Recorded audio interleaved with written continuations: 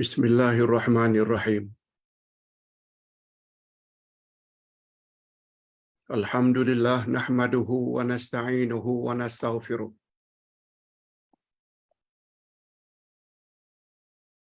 Wa na'udzu billahi min syururi anfusina wa min sayyiati a'malina.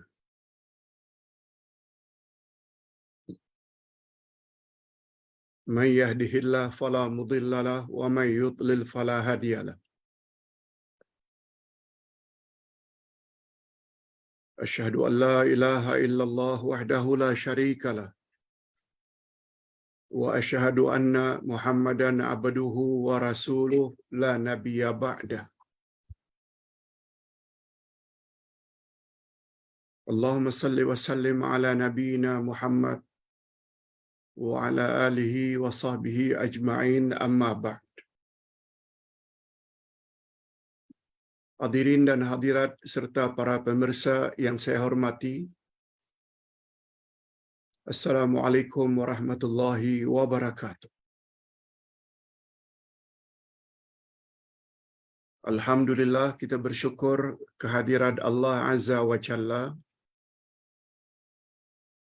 Berkat taufiknya, sebagaimana yang kita rancang, pada pagi ini kita akan mula belajar buku baru,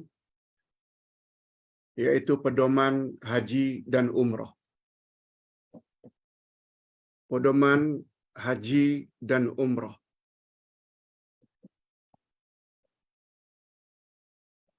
Mukaddimah atau sepatah kata dari penulis, yaitu Ustaz sendiri.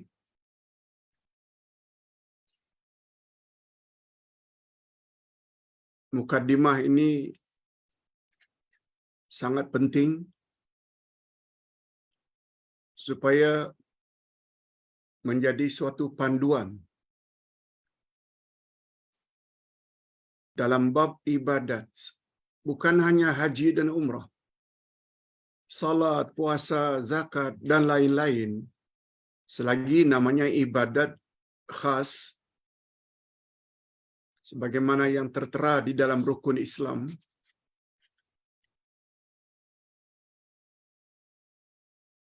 barulah ibadat itu diterima oleh Allah bila memenuhi dua syarat.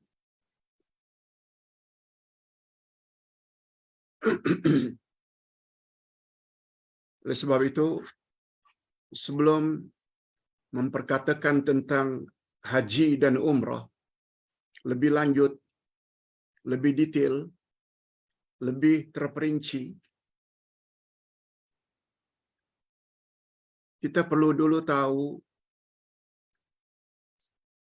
pendahuluan atau mukaddimah. Sungguh banyak dari kalangan umat Islam yang terlepas pandang dalam hal ini. Banyak beribadat, tapi ibadatnya tidak memenuhi syarat-syaratnya. Besar kemungkinan ibadatnya ditolak. Dengan kata lain, penat percuma. Kalau ibadat yang dia lakukan, tak kira apapun jenis ibadat, kalau tidak memenuhi syarat-syarat amal diterima.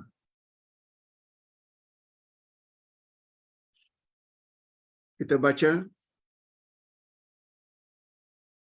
Alhamdulillahi Rabbil Alamin. Wassalatu wassalamu ala ashrafil anbiya'i wal mursalin. Wa ala alihi wa ashabihi ajma'in wa ba'd.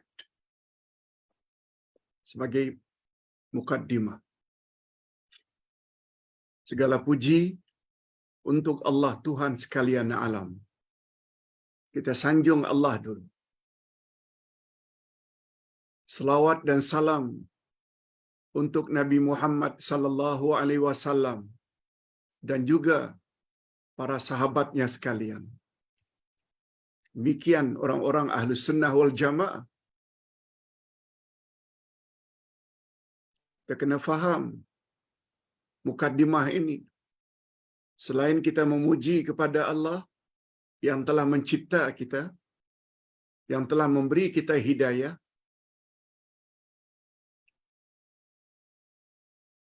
kita sangat patut ikuti dengan salawat dan salam kepada baginda Rasul sallallahu alaihi wasallam dan para sahabat. Kalau ditanya mengapa? Baginda Rasul adalah orang yang paling berjasa terhadap keselamatan diri kita, dunia dan akhirat.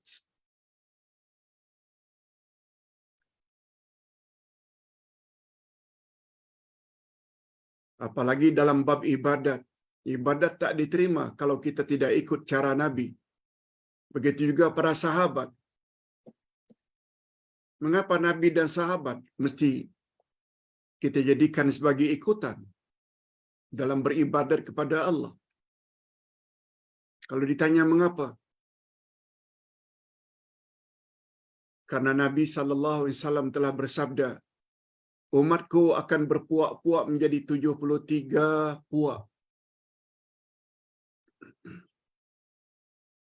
Wa sataftariqu ummati ala 73 firqah illa wahidah. Semuanya 73 itu masuk neraka kecuali satu. 72 daripadanya masuk neraka. Ada riwayat yang menyebut semuanya masuk neraka kecuali satu. Ada riwayat lain mengatakan 72 dari 73 tempatnya neraka kecuali satu.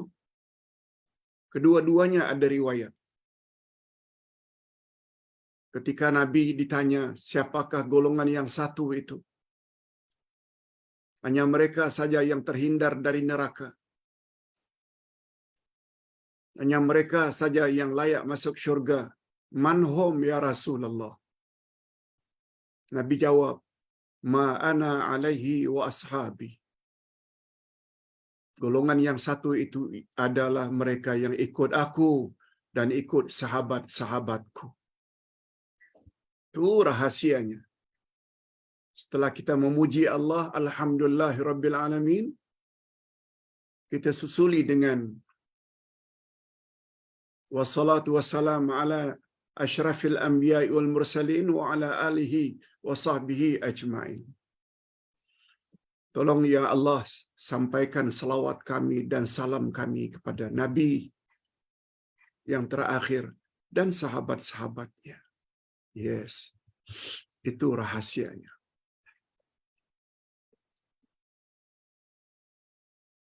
Dan lalu khas untuk bab haji dan umrah. Apa kata Allah? Apa firman Allah dalam Al-Quran? Kita boleh lihat pada surat Al-Baqarah ayat 196. Allah berfirman, A'udzubillahi minasyaitanir rajim. Wa atimmul hajja wal umrata lillah. Sempurnakanlah olehmu haji dan umrah semata-mata karena Allah. Wa atimmul hajja wal umrata lillah. Sempurnakanlah haji dan umrah semata-mata karena Allah. Itu sebabnya bila kita pergi haji, pergi umrah, mesti ikhlas lillah, yakni tauhid. Jangan ada motif-motif lain. Mesti lillah. Lillah maknanya karena Allah. Dia membawa makna ikhlas. Dia membawa makna tauhid. Kemudian rahasia. Mengapa perintah haji dan umrah diawali dengan atimu? Allah tidak sebut hajju wa'tamiru. Pergi hajilah kamu. Pergi umrahlah kamu. Bukan begitu. Tapi Allah awali dengan wa atimmul hajja. Atimmu maknanya sempurnakanlah haji dan umrah karena Allah. Dia ada rahasia. Dia tidak membawa makna asal-asal haji. atau haji asal-asalan atau umrah asal-asalan. No. Ia sama dengan kedudukan perkataan aqimu di depan salat.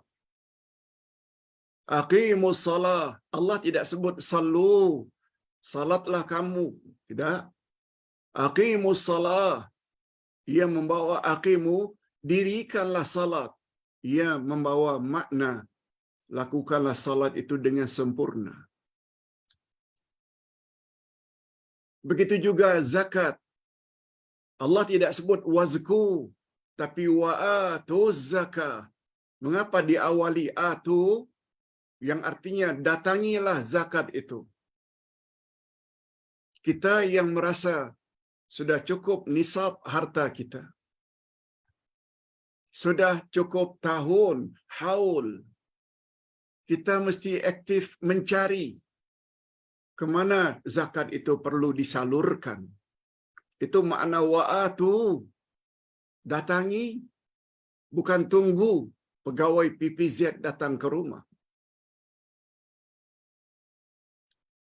Ini semua disebabkan karena tak faham tafsir Quran.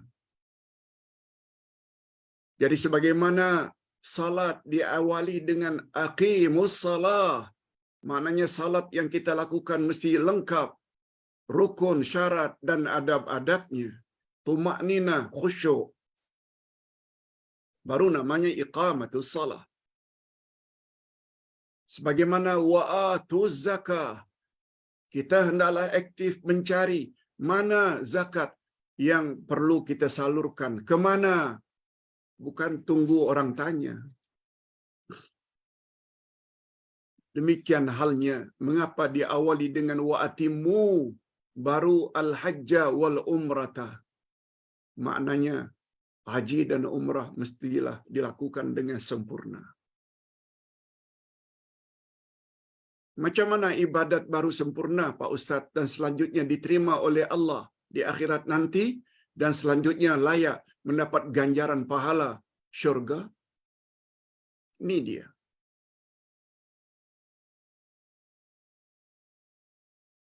Itu sebabnya kata Nabi sallallahu alaihi wasallam dalam hadis riwayat Bukhari Muslim, "Khudhu anni manasikakum."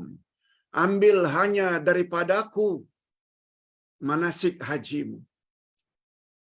Dari mana kamu pasang niat? Bagaimana seharusnya kamu memakai ihram bagi lelaki, bagi wanita? Bagaimana seharusnya kamu tawaf? Bagaimana semestinya kamu sa'i? Bagaimana semestinya kamu tahallul kalau umrah? Bagaimana semestinya kamu melontar jamarat? Berapa biji batu? Batu sebesar apa? Berapa hari bulan kamu mesti wukuf di Arafah kalau haji? Semua itu kita mesti ambil daripada Nabi.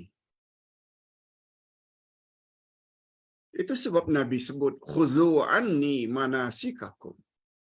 Ambil hanya daripadaku pelaksanaan ibadat haji dan umrahmu. Ia memberi isyarat jangan ambil daripada cara lain daripada cara yang diajar oleh Nabi. Cara yang diajar oleh pengkursus-pengkursus haji dan umrah boleh. Boleh. Tapi pengkursus haji mesti bawakan dalil. Oh, Nabi suruh begini, ini dalilnya. Nabi suruh begini, ini dalilnya. Bukan cakap lepas begitu saja.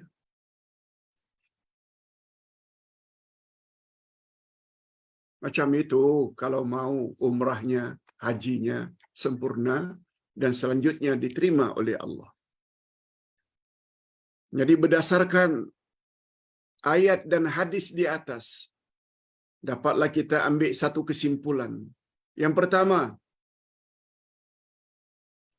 istilah atimmu di dalam ayat menunjukkan bahawa haji dan umrah mestilah kita lakukan secara sempurna. Atimu.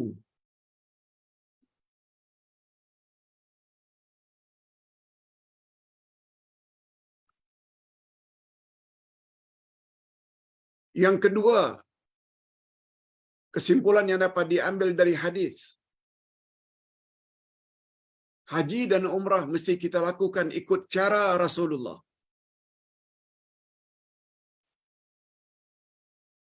Di sini belajar perlu dengan dalil.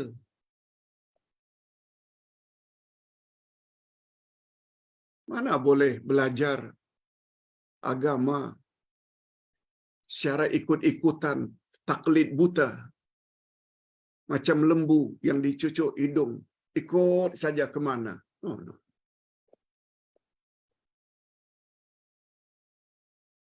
Orang yang tidak ada pendidikan, bolehlah.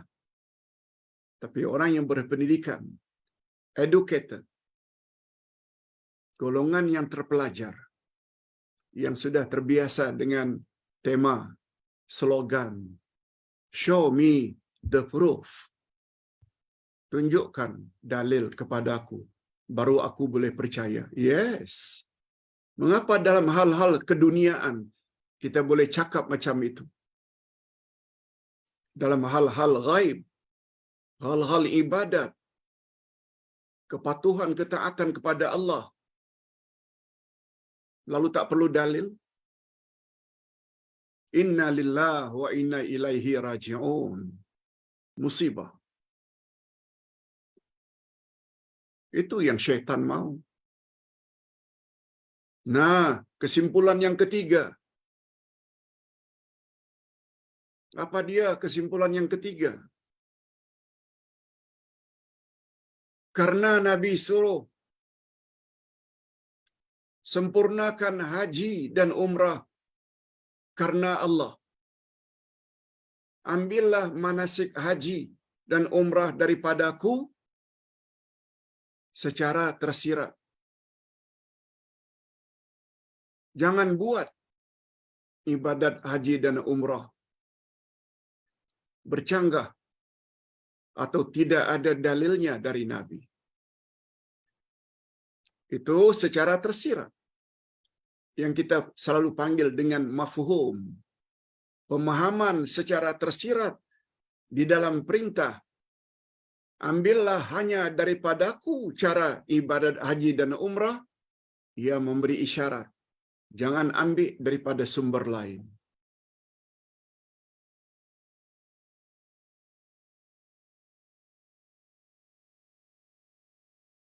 Apalagi Nabi sampai bersabda,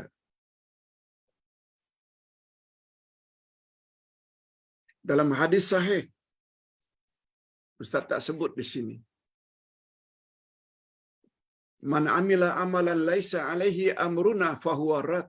Siapa buat amal ibadat tidak ikut cara kami, maka amalnya ditolak. Itu menguatkan lagi. Dalam beribadat mesti ikut cara Nabi. Nah, berikutnya. Terdapat dua syarat utama agar suatu amalan atau ibadat diterima oleh Allah. Nah, kita selalu sebut perkara ini. Selalu kita ulang-ulang perkara ini.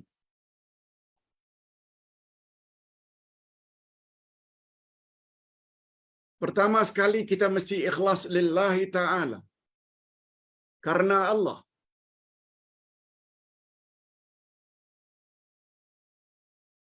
Ayat 5 dari surat Al-Bayyinah. Allah berfirman, "Wama umiru illa liya'budullaha mukhlishina lahuddin hunafa." Mereka tidak disuruh kecuali agar beribadat kepada Allah dengan penuh ikhlas. Dikuatkan oleh hadis Nabi, hadis sahih. Innamal a'malu binniyat. Sesungguhnya amal diterima berdasarkan niat. Niat mesti ikhlas lillahi ta'ala. Apalagi Allah dah sebut tadi pada ayat yang kita baca sebelumnya. yaitu Al-Baqarah ayat yang ke-196. Wa atimmul hajja wal umrata lillah. Sempurnakanlah haji dan umrah semata-mata karena Allah. Ikhlas saja tidak cukup. Syarat yang kedua, ittiba'ur rasul. Ikut cara Rasul.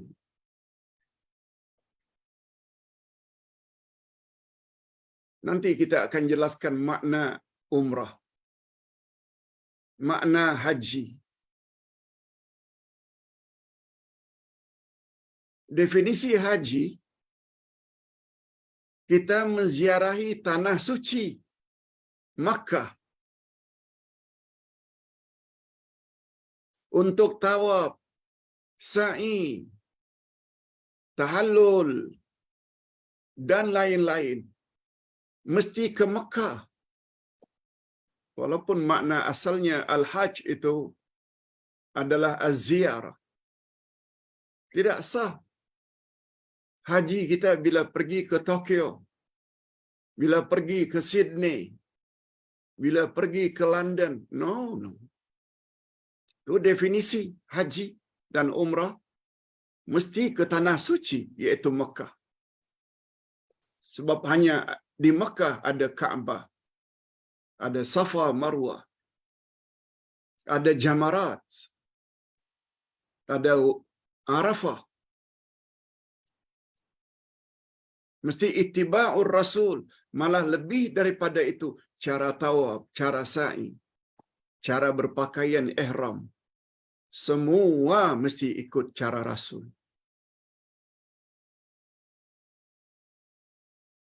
Kepahaman ini kadang-kadang masih lagi kabur di kalangan setengah umat Islam yang terlalu fanatik dengan tuan guru.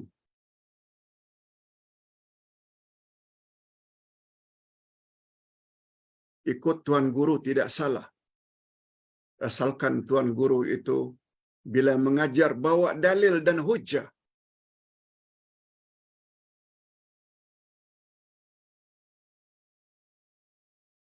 Sebab apabila kita tidak ikut cara Rasul, besar kemungkinan amal kita ditolak.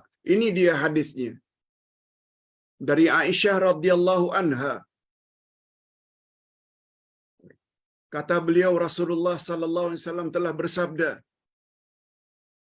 Ini dia hadisnya yang Ustaz sebutkan tadi.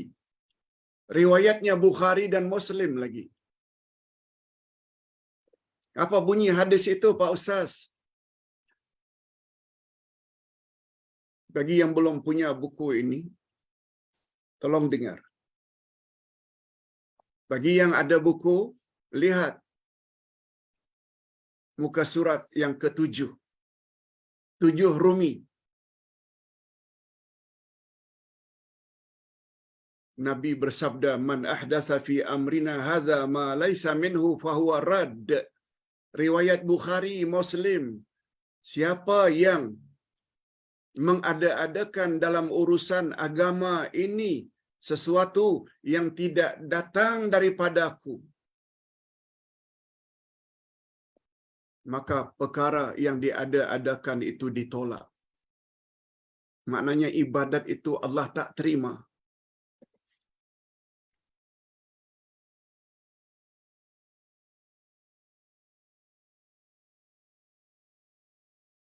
Ustaz cakap bukan mengada-adakan. Nabi yang cakap. Masalah percaya tak percaya. Oh, kami manalah tahu ada dalil ke tidak, Pak Ustaz. Manalah kami tahu.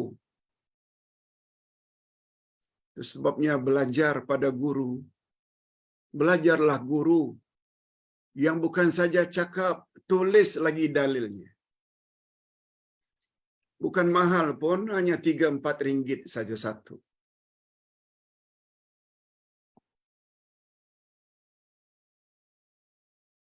Yang mustahak kita yakin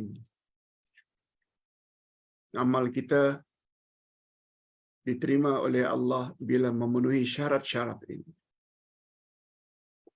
Itu sebabnya kata Imam Ibnul Qayyim ketika membahas falsafah rukun Islam yang 5. Apa kata beliau?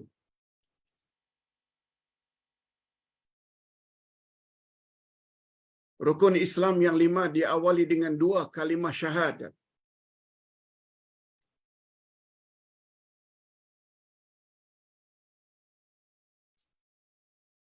Baru diikuti dengan salat, puasa, zakat, haji dan semua kita hafal. Pokoknya yang pertama sekali adalah 2 kalimah syahadat. Asyhadu an la ilaha illallah wa asyhadu anna Muhammadar Rasulullah.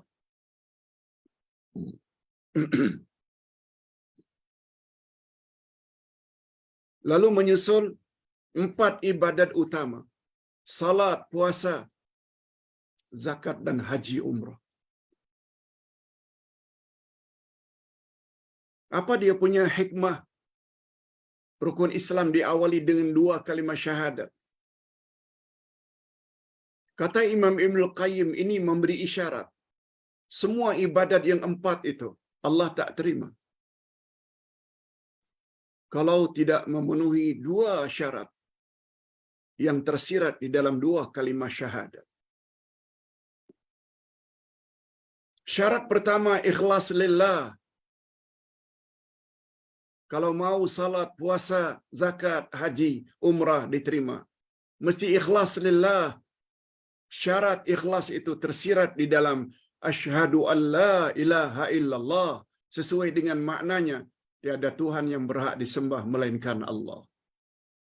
Mau salatmu diterima, mau puasamu diterima, zakat, haji, umrah, mesti lillahi ta'ala. Itu syarat pertama. Tapi ikhlas pun belum tentu diterima kalau tidak memenuhi syarat yang kedua, yaitu ittiba'ur rasul, ikut cara Rasul. Nah, syarat kedua ini tersirat di dalam syahadat yang kedua. Wa asyhadu anna Muhammadar Rasulullah. Maknanya salatmu, ikhlas saja tidak cukup. Kalau ikhlas itu tidak ikut salat cara ikut Nabi Muhammad sallallahu alaihi wasallam. Puasa, haji, umrah, zakat mesti ikut cara yang diajar oleh Nabi Muhammad sallallahu alaihi wasallam. Ustaz yakin semua kita hafal rukun Islam yang 5 sejak kecil lagi. Sejak TK lagi. Tapi tidak banyak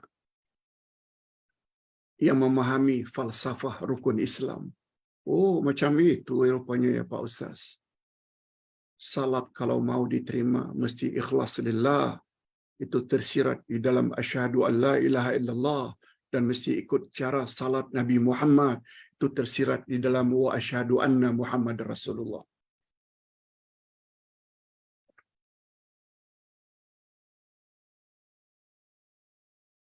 Itu sebabnya semalam, 2 hari yang lalu, Ustaz dapat WhatsApp dari seseorang.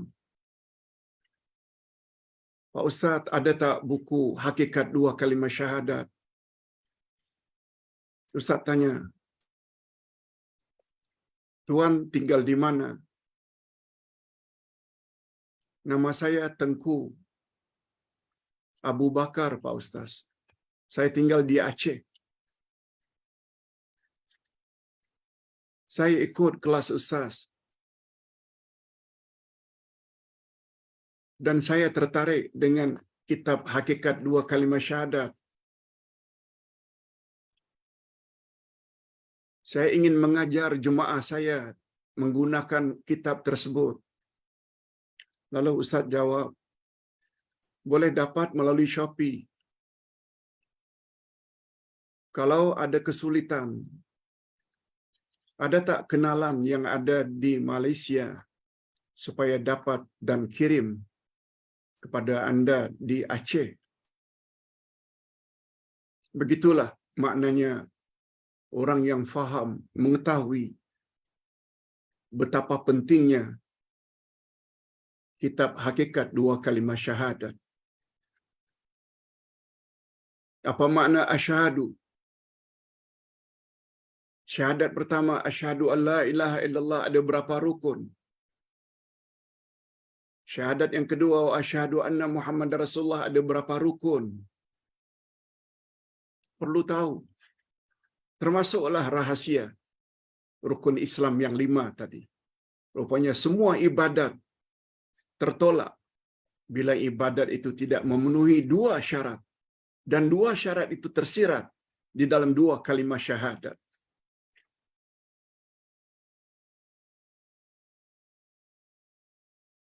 Itu sebabnya Nabi Muhammad sallallahu alaihi wasallam menjamin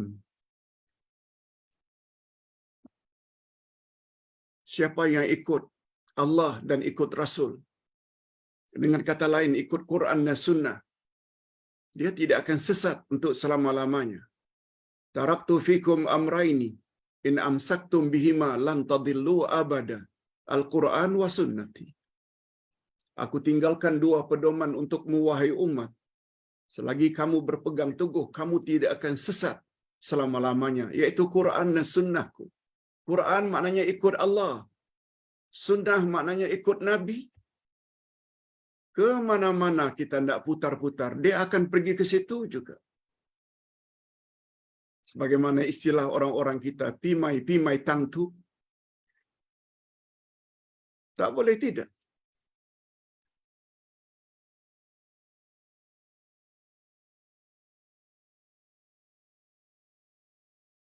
Lihat muka surat 8 Romawi. Oleh itu tidak perlu diragui. Selagi ada dalil dan asas suatu amalan dari Rasulullah, maka ambillah. Ambil, jangan tolak. Malahan pendapat siapapun dalam persoalan ibadat yang tidak disertai dalil Al-Quran dan Sunnah atau ijma' ulama, hendaklah ditolak. Jangan ambil. Berapa banyak jemaah dengar sedikit TikTok, ambil. Dengar sedikit TikTok, ambil. Ini fadilatnya, ini salawatnya, ininya. Padahal ustaz yang sebut tidak membawa apa-apa dalil.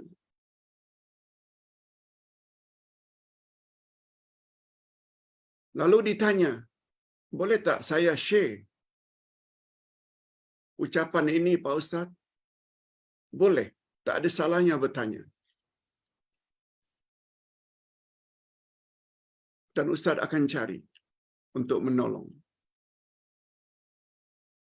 Nasihat Ustaz, selagi tidak ada dalil yang dibawa oleh Ustaz berkenaan, jangan terus di-share, jangan terus diamalkan. Salah-salah kita akan dapat kongsi dosa. Bukan sedekah jariah, bukan amal jariah, tapi salah-salah boleh jadi dosa jariah. Terus akan kita tanggung karena kita share sesuatu yang tidak ada dalilnya.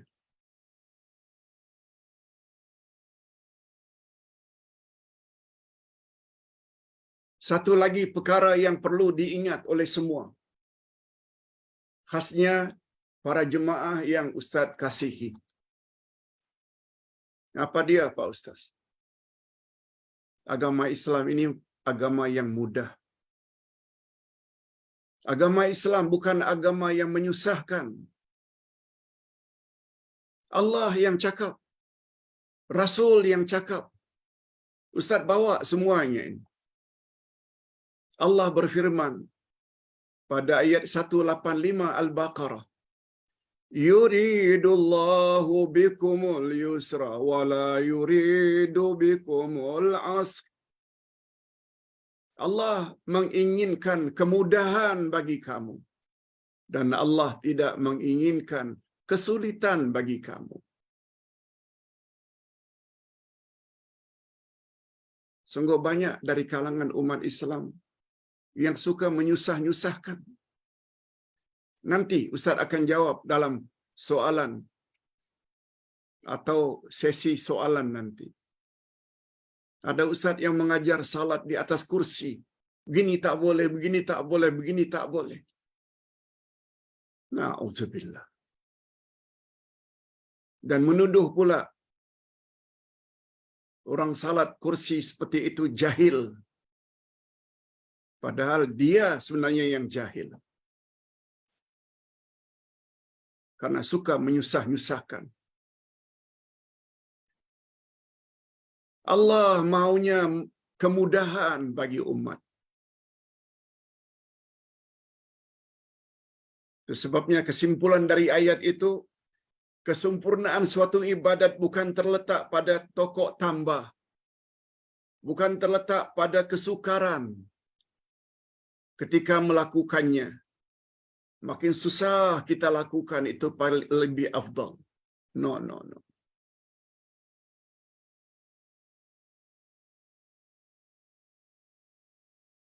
Itu sebabnya Nabi pernah menegur seorang yang menarik ontanya. Dia jalan kaki. Onta tidak dinaiki. Ketika ditanya, kamu tidak ke mana? Saya tidak pergi haji. Kata Nabi, warkab. Naik kenderaan, jangan jalan kaki. Oh, dikira dengan jalan kaki itu lebih afdal? Ini kita bimbang. Jangan-jangan ada yang jalan kaki pergi ke Mekah. Pergi dari Kuala Lumpur, jalan kaki ke Bangkok. Atau ke Thailand. Kemudian pergi lagi ke mana? Burma ke Myanmar ke India ke Pakistan ke seterusnya sampai di Mekah. Jalan kaki berbulan-bulan. No.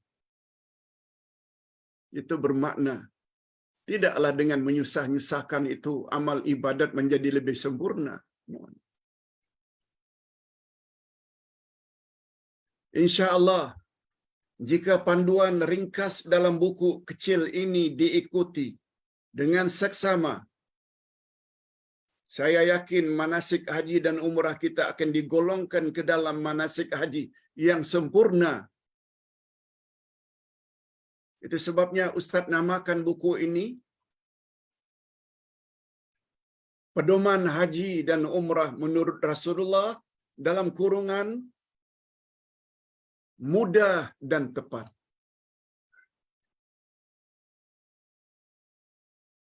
Pedoman Haji dan Umrah menurut Rasulullah mudah dan tepat.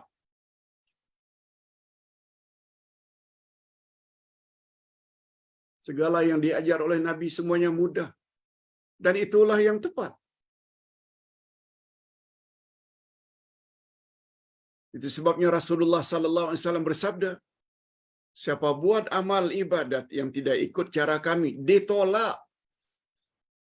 Kita pula sesetengah kita mendakwa makin banyak tokok tambah, makin banyak tokok tambah.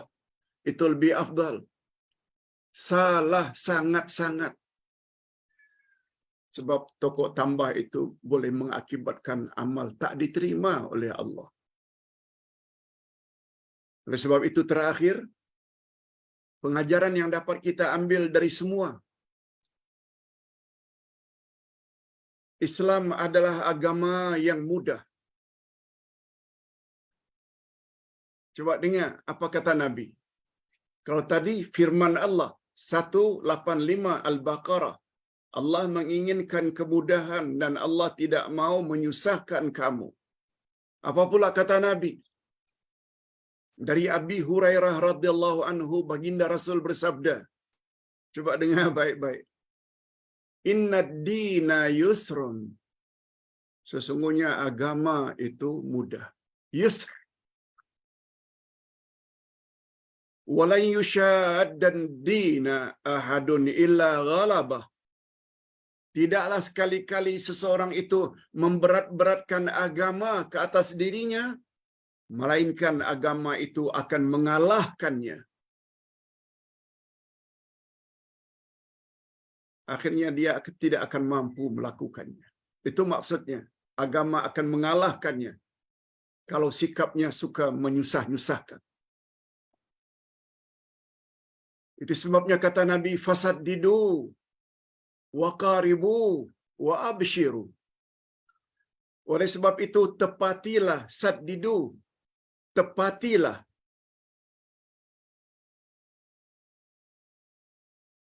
Dan hampirilah dan bergembiralah. Nah, apa pula maksudnya? Saddidu, buat exactly macam yang Nabi ajar. Wa qaribu, atau tak dapat secara tepat betul, hampiri dengan cara yang diajar oleh Nabi. Dan bergembiralah kamu terhadap berita tersebut. Islam agama yang mudah, bukan agama yang menyusahkan. Sebab manusia sendiri berbeza-beza kemampuannya. Bapak-bapak dan ibu-ibu sudah 2 tahun ikut online. Tidak sama dengan orang yang ikut online baru 2 bulan. Tidak sama dengan orang yang baru seminggu. Malah ada jemaah yang Ustaz dah bimbing sampai 30 tahun. Ada yang sampai 40 tahun. Ada yang 20 tahun. Diharap semakin bertambah ilmu tentang Quran dan hadis, akan semakin sempurnalah ibadat seseorang. Kita berbalik kepada kesimpulan dari hadis tadi. Islam adalah agama yang mudah. Jangan ditokok tambah yang kelak akan menyusahkan kita dan malah boleh mengakibatkan amal kita ditolak oleh Allah. Satu. Yang kedua, buatlah sesuatu amalan itu kalau boleh setepat-tepatnya. Itu maksudnya saddidu. Sebagaimana cara Nabi. Jika tidak mampu, buatlah dengan cara yang berhampiran dengan Nabi. Mendekati cara Nabi. Dan yang terakhir, yang ketiga, kita hendaklah bergembira dengan ketetapan ini. Wabashiru, jadilah Rasul sebagai role model, contoh teladan dalam semua hal, khususnya dalam hal yang berkaitan dengan cara kita beribadat kepada Allah. Terakhir, mudah-mudahan sumbangan kecil ini berguna untuk kita semua. Ini doa Ustaz. Saya harap para pembaca sudi memberi teguran yang membina jika terdapat kesilapan dalam buku ini. Untuk itu saya ucapkan jazakallahu khairan katsira. Ustaz tulis ini lebih kurang 18 tahun yang lalu. Tahun 2005. Maknanya dah 18 tahun yang lalu. Demikianlah hadirin dan hadirat mukaddimah yang sangat-sangat perlu untuk kita tahu sebelum kita bahas nanti secara detail satu demi satu amalan-amalan dalam haji dan umrah. Berikut ini kita masuk sesi soal jawab. Ustaz akan jawab secara ringkas saja ya. Soalan-soalan berikut. Ada 5 soalan pada hari ini. Soalan yang pertama, Pak Ustaz. Seorang ustaz ceramah salat seseorang di atas kursi. Cara dia mengajar begitu keras.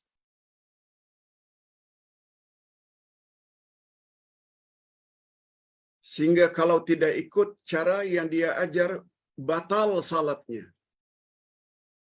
Mohon pencerahan Pak Ustaz. Ustaz tahu, karena video dikirim kepada Ustaz. Tapi tak perlulah Ustaz paparkan di sini. Tapi cara ustaz tersebut bagi pandangan ustaz termasuk ustaz yang suka menyusah-nyusahkan. Sedangkan Nabi ada sebut, "Innad dina yusrun." Agama itu mudah. Kita kena ingat, hukum dalam Islam ada dua, ditinjau dari satu sudut. Yang pertama namanya azimah, hukum asal.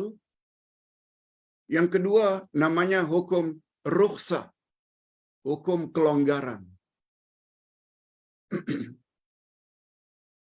Memang qiyam adalah rukun. Khasnya untuk salat fardu. Zuhur, asar, maghrib, isya mesti berdiri tegak. Itu hukum asal. Ini namanya azimah. Tapi bila kita uzur, maka berlakulah hukum rukhsah, yaitu hukum kelonggaran. Nabi sendiri sebut, bila kamu tidak mampu berdiri, hendaklah kamu duduk. Bila kamu tak mampu duduk, boleh berbaring. Allahu Akbar. Ada satu kaedah, ad-darurat tubihul mahzurat. Bila sampai ke peringkat darurat, emergency, maka sesuatu yang asalnya tak boleh menjadi boleh. Salat tidak sah tanpa uduk. Tapi air tak ada, boleh tayamum. Air ada, tapi tidak boleh kita beruduk karena sakit. Boleh tayamum. Beruduk bukan semestinya menggunakan air yang banyak. Dan satu lagi yang perlu kita ingat. Duduk pada asalnya di bawah, di atas sajadah. Tapi tidak semua orang mampu salat di atas sajadah. Boleh di atas kursi. Dan kondisi orang-orang yang salat di atas kursi tidak sama. Mungkin ada di antara mereka yang boleh berdiri pada peringkat awal. Kemudian baru duduk karena tak mampu berdiri lama. Ada orang yang sejak awal lagi duduk. Memang tidak mampu berdiri. Semuanya itu, orang yang duduk sampai 5, 6, 7 orang ini, pergerakan mereka ada kemungkinan tidak sama. Dan jangan dipaksa untuk berdiri. Dan jangan dipaksa untuk sujud sampai ke bawah. Apabila memang bila kita sujud, kita rasa sakit di setiap pergelangan, lutut.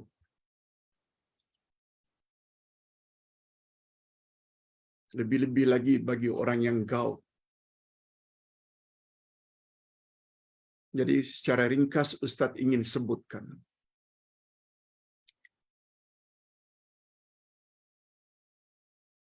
Islam tidak hanya kenal dengan hukum asal yang dipanggil azimah.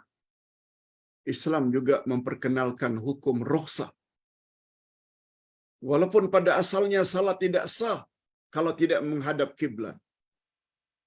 Tapi apabila kita dalam kesulitan, boleh salat ke mana saja menghadap. Hukumnya sah.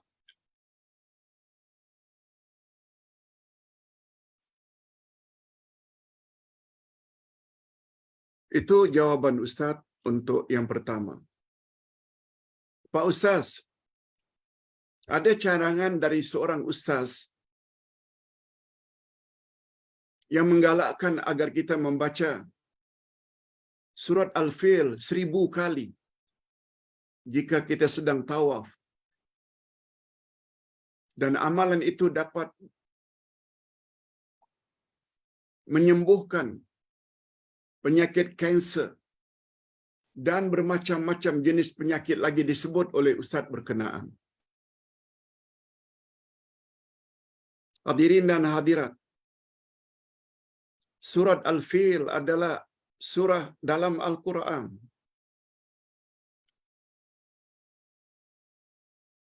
Allah Subhanahu wa taala berfirman pada ayat 82 dari surat Al-Isra. Wa nunazzilu minal Qur'ani ma huwa shifaa'un wa rahmatun lil mu'minin. Dan diturunkan dan kami turunkan dari Al-Quran penawar atau obat dan rahmat bagi orang-orang yang beriman. Tidak salah, malah sangat dianjurkan untuk merawat sakit itu dengan membaca ayat-ayat Quran. Dan tidak ada ketentuan dari Nabi mesti baca ayat-ayat tertentu. Ustaz dah jelaskan tentang ruqyah syar'iyah. Sebagaimana kata Nabi kepada Aisyah, "Iqra'i 'alaihal Qur'an." Kamu baca saja Quran kepada wanita yang sakit itu tanpa menyebut surah apa dan ayat berapa. Oleh sebab itu, andai kata seorang ustaz yang ada pengalaman membaca surah-surah tertentu dalam bilangan tertentu, dengan izin Allah sembuh sakitnya, tidak salah diikuti. Itu namanya amalan mujarrabat. Mujarrabat maknanya amalan yang pernah dicoba oleh ustaz-ustaz tertentu. Tak salah. Yang salah itu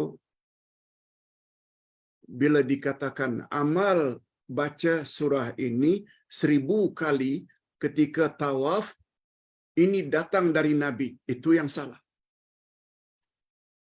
Sebab Nabi tak pernah sebut itu. Nabi hanya sebut Quran itu adalah syifa. Allah sebut sampai 6 ayat dalam Quran dipanggil dengan ayat-ayat syifa. Itu jawaban Ustaz. Boleh. Cuma yang tak boleh dikaitkan itu Nabi yang suruh. No.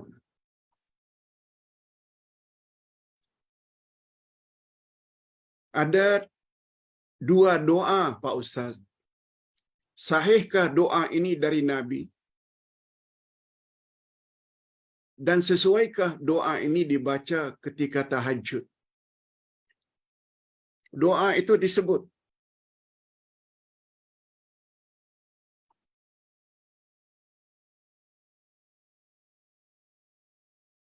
antara lain, doa itu Ustaz dapati di dalam buku wirid ada, dalam buku munajat juga ada.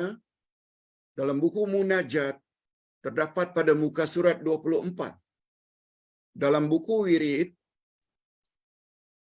terdapat dalam muka surat yang ke-65.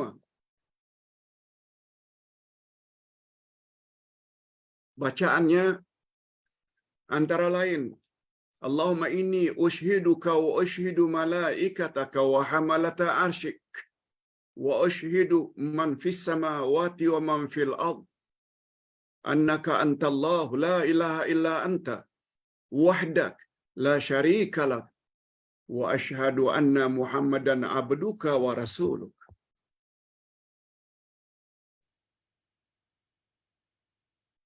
Dan satu lagi bacaan disebut di sini, la ilaha illallah al-azimul halim, la ilaha illallah rabbul arshil azim, la ilaha illallah rabbus samawati wa rabbul ardi wa rabbul arshil karim. Bacaan yang pertama tadi Ustaz tulis dalam buku wirid, itu bagus baca pagi dan petang. Dan bacaan kedua pula bagus dibaca bila kita ziarah pesakit atau orang sakit. Namun demikian, bila doa-doa dan zikir-zikir yang bagus seperti itu dibaca pada waktu tahajud juga sangat bagus. Tidak ada salahnya. Apalagi semua kita tahu sepertiga akhir malam itu adalah timing yang sangat makbul bila kita berdoa. Tapi Pak Ustaz, itu kan bukan doa. Itu hanya sanjungan. Nah, bila itu pertanyaannya, kita kena ingat. Doa ada dua jenis. Ada namanya doa ut-talab atau doa ul-masalah, doa sambil meminta. Ada satu lagi yang namanya doa usana, doa sanjungan. Menyanjung Allah saja. Menyanjung Allah. Memuji Allah. Dan Allah sebut. Rasul sebut dalam hadis sahih. Barang siapa yang memuji dan menyanjung Allah, Allah akan bagi dia lebih banyak daripada apa yang dia minta. Lihat, ada kata sanjung, ada kata minta. Kita baca Quran. Kita baca subhanallah, walhamdulillah, wa la ilaha illallah, wallahu akbar. Itu namanya menyanjung. Kata Nabi, bila Anda menyanjung Allah, Allah akan bagi Anda lebih baik daripada apa yang awak minta. Nah, faham-fahamlah. Itu sebabnya kata Nabi, afdalud doa, alhamdulillah. Sebaik-baik doa adalah alhamdulillah. Barangkali menurut pikiran kita, alhamdulillah kan, bukankah itu bermakna segala puji bagi Allah? Yes. Tapi kata Nabi, dia adalah sebaik-baik doa.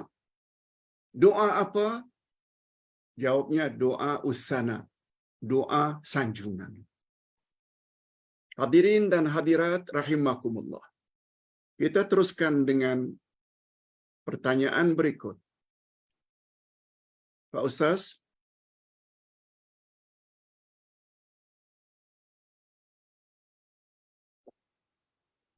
bolehkah kita keluarkan zakat, Pak Ustaz, untuk mangsa bencana dalam perang Turki?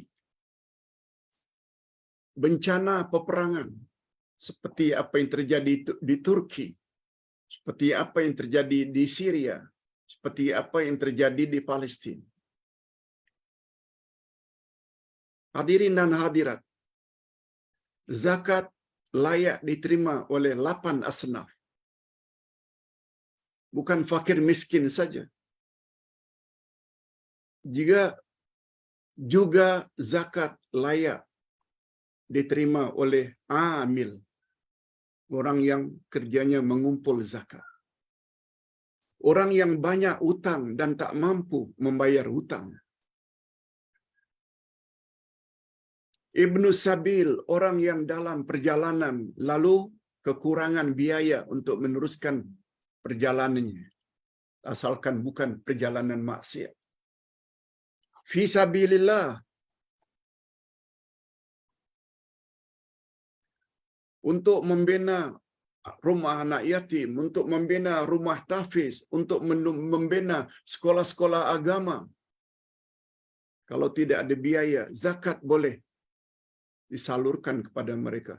Termasuklah bila ada mangsa peperangan, apalagi dari kalangan orang Islam. Gempa bumi, habis rumah mereka, habis harta mereka. Bukankah itu termasuk ke dalam golongan orang yang fakir dan miskin? Menurut pandangan Ustaz cenderung pada pendapat Dr. Yusuf Al-Qaradawi, Allah yarhamuh, dalam kitabnya Fiqhuz Zakat, boleh semua tempat itu kita salurkan zakat. Terakhir yang kelima, Pak Ustaz, kadang-kadang kita rasa seronok pergi jalan-jalan dengan keluarga. Di pertengahan jalan baru teringat, belum berniat musafir. Lalu kita berniat musafir. Ingat ya, niat ini, bila ada gerakan hati untuk pergi ke suatu destinasi, yang jauhnya lebih daripada 2 marhalah, apalagi membawa bekal pula, pakaian, makanan ke suatu tempat, sudah dianggap sebagai musafir dah. Kita boleh melakukan salat jamak dan qasar. Pak Ustaz, adakah itu juga tidak mewajarkan untuk bersalat jamak dan qasar semasa musafir? Kita kena ingat, seseorang baru dikatakan musafir itu bila perjalanannya jauh, dia bawa bekalan, termasuk bekalan minyak yang jauh. Bila sudah memenuhi syarat itu, lakukanlah salat jamak dan qasar. Tak ada masalah. Ini yang Ustaz katakan, agama ini senang. Sehingga seorang yang bertanya kepada Nabi, kebolehan qasar itu kan bila kita takut diganggu oleh orang kafir. Bagaimana dengan keadaan musafir hari ini yang kita tak bimbang lagi diganggu oleh orang kafir? Masih boleh ke qasar? Nabi jawab, sadaqatum minallah, faqbalu sadaqata. Itu adalah sedekah, pemberian daripada Allah. Terimalah sedekah daripada Allah, iaitu salat qasar.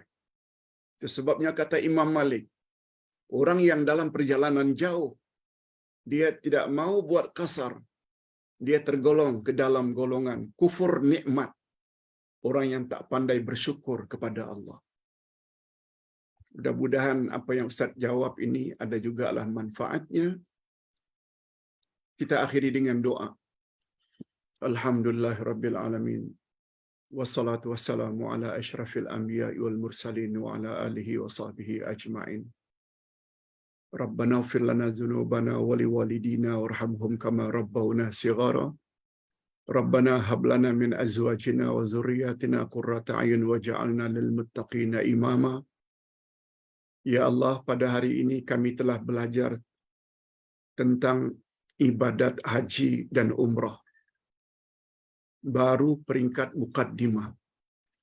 Banyak perkara-perkara asas yang kami ketahui untuk melayakkan amal ibadat kami, khasnya haji dan umrah engkau terima dan selanjutnya layak mendapat ganjaran di akhirat nanti.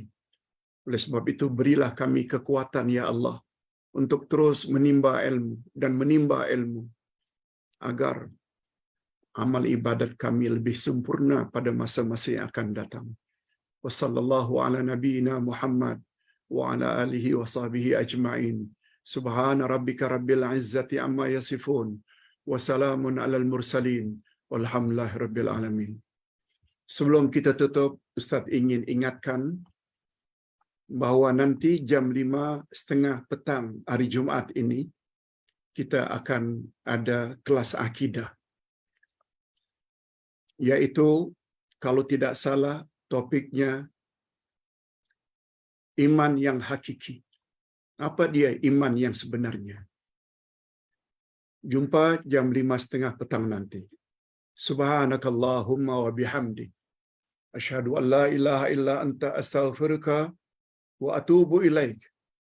Assalamualaikum warahmatullahi wabarakatuh.